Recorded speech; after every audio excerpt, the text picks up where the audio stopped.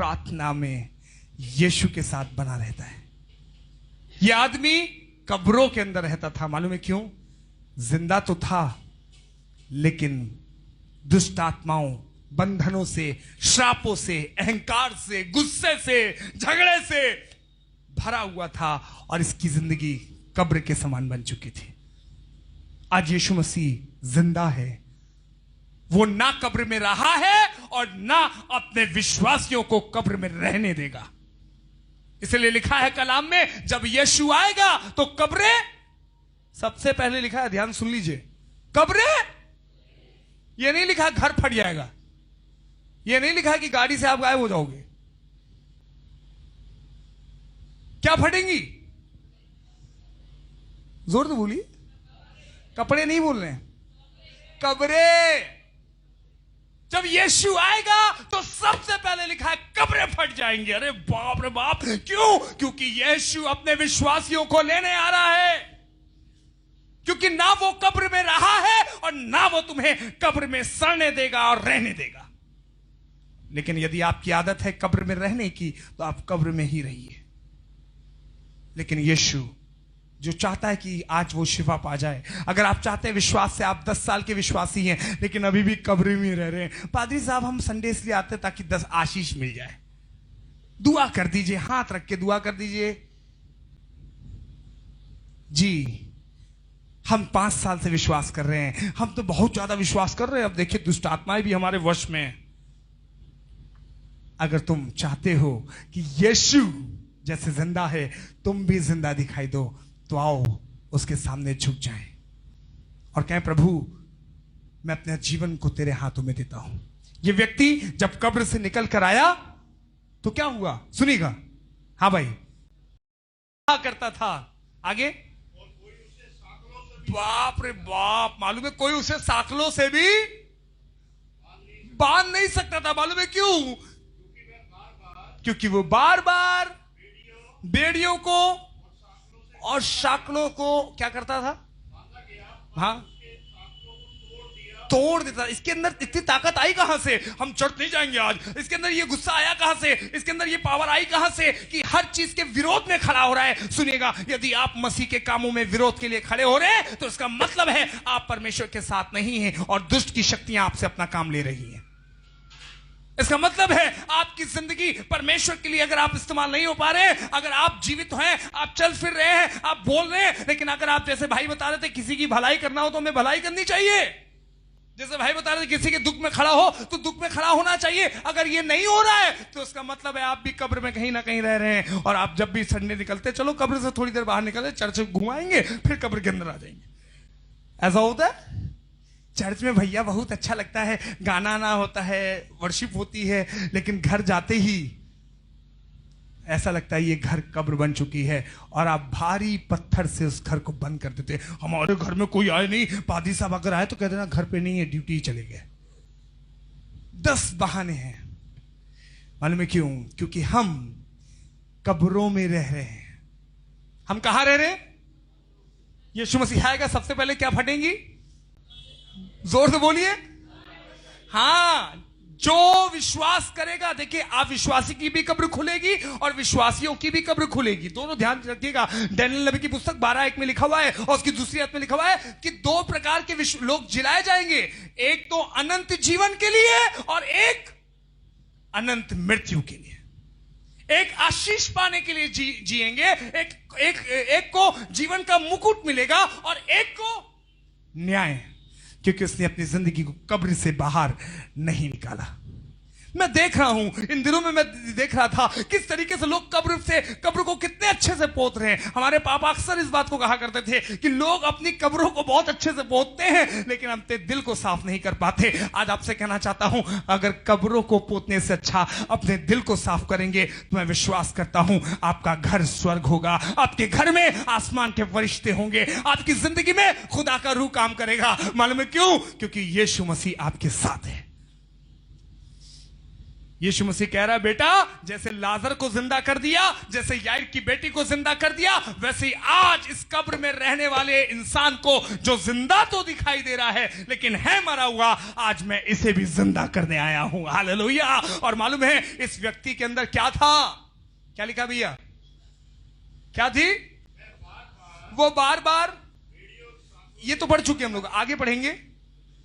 हाँ, तोड़ दिया। ताकत है इसके अंदर, गुस्सा है इसके अंदर, एनर्जी है इसके अंदर, ये तोड़ देता है, ये किसी की बात नहीं सुनता है, ये अपनी वाली करता है, ये पास्टर क्या मास्टर किसी की बात नहीं सुनता है। मालूम है क्यों? क्योंकि ये कब्र में रह रहा है और दुष्ट आत्माएं इसके ऊपर काम कर रही हैं। और आगे क्या लिखा भैया? पढ़िएगा जी। कोई उसे ताकत या वश में नहीं कर सकता, ना ओझा ना छोका, कोई वश में नहीं कर सकता। मालूम है क्यों? आगे क्या लिखा? पढ़िए जी। वो लगातार रात दिन, कहां भैया? इसका घर कहां है? खबरों और पहाड़ों पर चिल्लाता रहता है, परेशान है, घायल हो चुका है। मालूम है क्यों? क्योंकि आगे,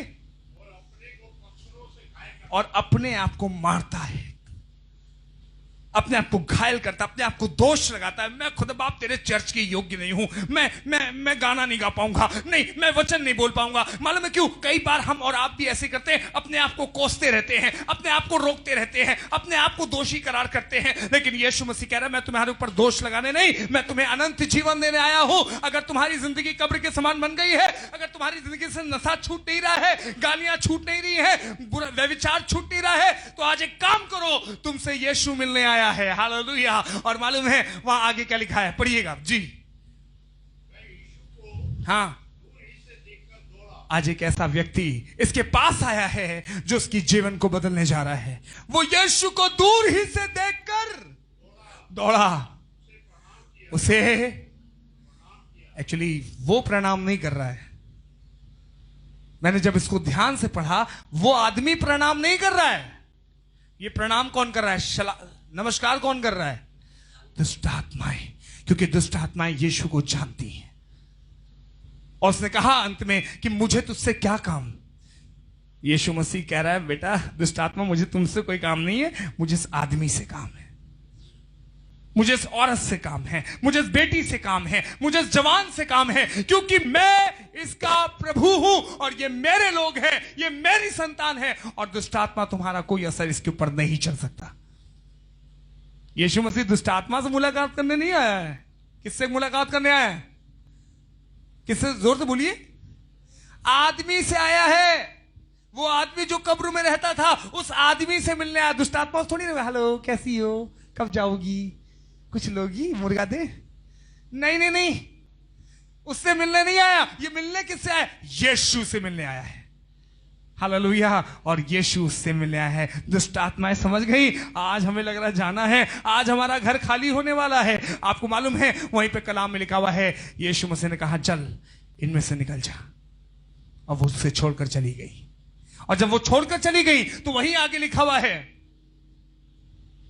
उस व्यक्ति ने ठीक होने के बाद तुरंत उससे कहा, प्रभु मैं चाहता हूं मैं आपके साथ चलूं, आपके साथ सेवा करूं। यीशु मसीह ने कहा, सुन, अपने गांव में जा, अपने लोगों को दिखा कि तू चंगा हो चुका है।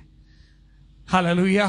आपको मालूम है जब ये ठीक हुआ होगा तो गांव के लोग दिखा, अरे ये वही आदमी जो गाली बकता था, ये वही है जो शराब बहुत पीता था, ये वही व्यक्ति है, कैसे बदल गया? इसलिए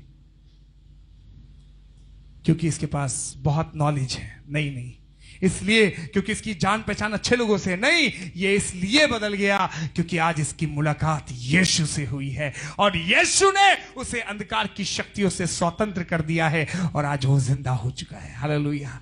असलियत में अब वो जिंदा हुआ है। पहले जब कब्र में था, मरा हुआ था। आपकी जिंदगी, मेरी जिंदगी, हम सब में से कई बार जिंदा दिखाई तो देते हैं लेकिन अंदर से मर चुके होते हैं। हालेलुया। आप क्या चाहते हैं? मरा रहना चाहते हैं कि जिंदा दिखाई देना चाहते हैं? जब यीशु मसीह लाजर की कब्र पे गया, उससे सबसे पहले बोला, क्या बोला मालूम है? पत्थर हटाओ। क्या हटाओ? जोर से बोलिए। पत्थर हटाओ। विश्वासियों, भाइयों बहनों, अपनी जिंदगी से उन चीजों को हटाओ जो तुम्हें बर्बाद कर रही हैं। और अगर बर्बाद अपने जीवन से नहीं हटाया तो याद रखिएगा, जिंदगी भर सड़ाहट की तरह बदबू करने लगोगे, दुर्गंध आने लगेगी। विश्वास से आपसे लोग दूर भागने लगेंगे। मालूम है क्यों? कुछ लोग कहेंगे हम उसके घर नहीं जाएंगे, वो कहेंगे उसके घर नहीं जाएंगे। नहीं नहीं नहीं, इसलिए क्योंकि तुम कब्र के अंदर रह रहे हो। मार्था ने कहा लाजर को मरे हुए कितने दिन हो गए? कितने दिन? थोड़ा धीमे बोल रहे हो। अब तो अरे बदबू आ रही है, यहां चूहा मर जाता तो महकने लगता है तुरंत घर। अगर छोटा सा चूहा मर जाए, पिछले दिनों में हम लोग किचन में चूहा था, वो बाल्टी के अंदर ऐसे पुतक रहा था और थोड़ी देर के बाद देखा वो मर गया। आपके घर में अगर चूहा मर जाए तो क्या होता है? थोड़ी देर के बाद, चूहा तो छोड़िए, इंसान मर जाए घर में, 2 दिन की लाश रखिए, जल्दी हटाओ, मिट्टी का टाइम हो गया, जल्दी इसको करो। चीजें खराब हो जाती हैं जब, तो सड़ने लगती हैं। अगर कब्र से बाहर नहीं निकले तो जिंदगी भर सड़ते जाओगे। और कब्र होती इसीलिए है क्योंकि कब्र में जाने के बाद इंसान सड़कर गलकर खत्म हो जाता है। ऐसा कहा जाता है 2 साल से कुछ समय, कुछ दिनों में इंसान की बॉडी पूरी तरीके से खत्म हो जाती है। हड्डी होती है, उसको धीरे धीरे टाइम लगता है, बाल को टाइम लगता है सड़ने में, लेकिन हड्डियों को थोड़ा वक्त लगता है। वो भी एक दिन धीरे धीरे सड़कर खत्म हो जाती है। लेकिन आपसे कहना चाहता हूं, जब यीशु आएगा तो सारी सड़ाहट दूर हो जाएगी। हालेलुया। जब यीशु आएगा तो कहेगा कब्र से पत्थर को हटाओ। चाहे पक्का बनवाया है चाहे कच्चा बनवाया है, लेकिन यीशु आने के बाद सबसे पहले ही कहेगा कब्रें फट जाएंगी। क्योंकि कब्रें अगर फटेंगी नहीं, मुर्दे जिंदा कैसे होंगे? आज अगर आपने अपनी जिंदगी पे विश्वास किया गया यीशु मसीह के नाम पर, और करते भी हैं, आज कहिए खुदा बाप पत्थर को हटा दे। हमारी जिंदगी सड़ रही है, विश्वास सड़ता हुआ दिखाई दे रहा है, आपके जीवन में प्रार्थनाएं काम नहीं कर रही। क्यों? क्योंकि शायद तुम्हारी जिंदगी, हमारी जिंदगी, कई बार ऐसा होता है कि हमारी जिंदगी उस पत्थर से ढकी रहती है। लेकिन यीशु मसीह आज कह रहा है पत्थर, जोर से बोली पत्थर। एक ऐसा आदमी जिसके दुष्ट आत्मा के बारे में मैंने बताया, वो कब्रों में निकलता था, जाता था, आता था। मालूम है क्यों? क्योंकि उसके ऊपर, कब्र के ऊपर पत्थर नहीं लगा था। उसकी कब्र के ऊपर का पत्थर हटा हुआ था, लेकिन वो जिंदा तो था, लेकिन अंदर से मरा हुआ था। शरीर चल रहा है, फिर रहा है, भैया खा रहे पी रहे चल रहे, लेकिन अंदर से सड़ रहे हो। आज हमें दुआ करना है, प्रभु इस भारी पत्थर को हटा दे। ये औरतें कहने लगी हमारे लिए कब्र से पत्थर को कौन लुढ़काएगा? लेकिन जब वो कब्र के पास गई तो पत्थर, आइए दुआ करें और क्या, प्रभु आज मेरी जिंदगी के भारी पत्थर को हटा दे। हो सकता पत्थर ना हो, आप जिंदा तो दिखाई दे रहे हैं। जैसे मैंने बताया, वो आदमी दुष्ट आत्माओं से ग्रसित था, बंधनों से बंधा हुआ था, और एक समय ऐसा हुआ कि इसकी मुलाकात यीशु से हो गई। यीशु उस आदमी को बचाने के लिए आज कब्र के पास आया है। क्या आप चाहते हैं कि यीशु मसीह आपके पास आए, आपको छुए? आइए खड़े हो जाए, कम ऑन, और क्या प्रभु मुझे तेरी जरूरत है, पवित्र आत्मा मुझे आपकी जरूरत है। मेरा परिवार, मेरा घराना, मेरे बच्चे, मेरी जिंदगी, शायद मैं जिंदा तो हूं लेकिन अंदर से मरा हुआ हूं। किससे अपनी बातों को खुलकर कहूं? मैं आपके लिए प्रार्थना करने जा रहा हूं। जिसे ऐसा लग रहा है कि मैं, हाँ, इस मैसेज से पहले, इस वचन से पहले मेरा घर कब्र बन चुका था, आज कहना चाहता हूं उस यीशु को थाम लीजिए। जब यीशु उस दुष्ट आत्मा से ग्रसित व्यक्ति के पास आया, उस आदमी के पास आया, यीशु दुष्ट आत्माओं से मिलने नहीं आया, वो उस आदमी को बचाने आया। और यीशु मसीह ने यही कहा, जो कोई मुझ पे विश्वास करेगा वो बहुतायत का जीवन पाएगा।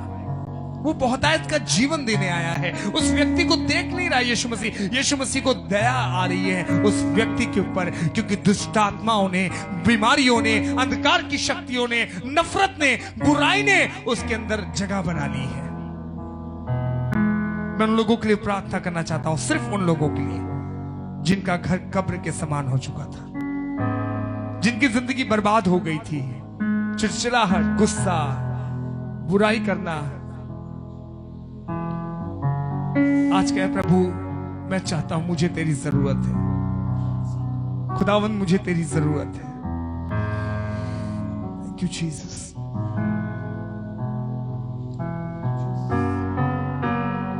Thank you Lord.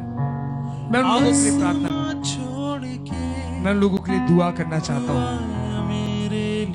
आप में से कोई अगर ऐसा है कि वो सामने आ जाए, सिर्फ वही जिसको लग रहा था मेरा घर कब्र के समान है, प्रभु मैं जिंदा तो दिखाई दे रहा हूं लेकिन मर चुका हूं अंदर से, मुझ पर दया कर। आज यीशु आपसे मुलाकात करने आया है और कह रहा है आज मैं तुम्हें उद्धार दूंगा, मैं तुम्हें छुड़ाऊंगा, मैं तुम्हें सत्य में आज तुम्हें आजाद कर दूंगा। मेरी बहनों, मेरे भाइयों, किसी को मत देखें, लेकिन अगर आपके दिल में आ रहा है आंखों दबाव, मेरा घर कई बार चिड़चिड़ाहट से, गुस्से से, झगड़ों से, लड़ाइयों से, मैं की बातों से, कई बार प्रभु मेरा घर, मेरा शरीर सड़ने लगता है, प्रभु मुझ पर रहम कर। मैं आपके लिए दुआ करना चाहता हूं। आइए अपने हाथों को उठाकर प्रार्थना करें, मांगे खुदा से। सामर्थ्य है, सामर्थ्य भी है यीशु के, उसके लहू में शक्ति है अद्भुत शक्ति है यीशु के लहू में है। सामर्थ्य, उस सामर्थ्य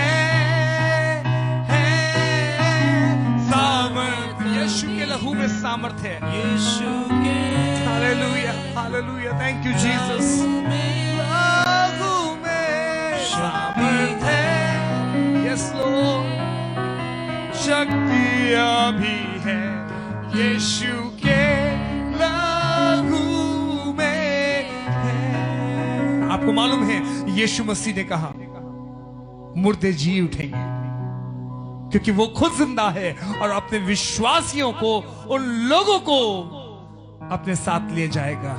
वो कब्र तुम्हें रोक ना पाएगी, वो सलाहट आपको रोक नहीं पाएगी। मालूम है क्यों? क्योंकि प्रकाशित वाक्य की पुस्तक में लिखा है जो समुद्र मरे हैं समुद्र उन्हें उगल देगा, जो आग से मरे हैं आग उन्हें उगल देगी। मालूम है क्यों? क्योंकि राजाओं का राजा आने वाला है और उन्हें अपने साथ ले जाएगा जिन्होंने यीशु पर विश्वास किया है, ताकि वे भी अनंत जीवन प्राप्त करें, हमेशा का जीवन को पाएं। आज कहें प्रभु यीशु, मेरे पीछे पीछे सब लोग कहें प्रभु यीशु मसीह, हम चाहते हैं जैसे आप जीवित हैं मैं भी जिंदा दिखाई दूं, मेरे आत्मा में, मेरे परिवार में, मेरे विश्वास में आपकी जीवित शक्ति, पवित्र आत्मा की शक्ति हमारे अंदर दिखाई दे, हमारे परिवार में, हमारे शरीर में, हमारे बच्चों के जीवन में, हमारे गांव में,